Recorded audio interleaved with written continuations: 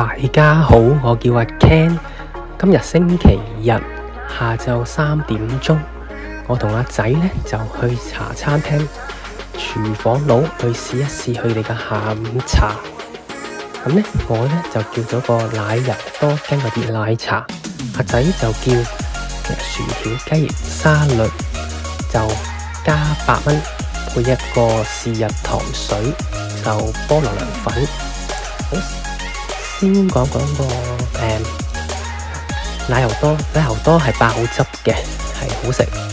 咁呢，驚喜係杯奶茶，杯奶茶呢係好香啦，回甘啦，唔使落糖都飲到嘅。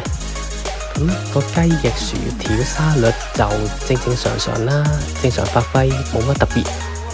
咁嗰個糖水呢就 below standard 噶啦，因為阿仔呢就話啲菠蘿係罐頭喎，不過之後問佢又話唔係罐頭，又話好食。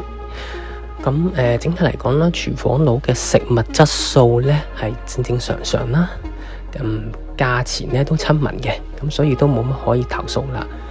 咁呢，最驚係杯奶茶啦，如果係奶茶愛好者呢，我都會建議大家可以嚟試一試嘅。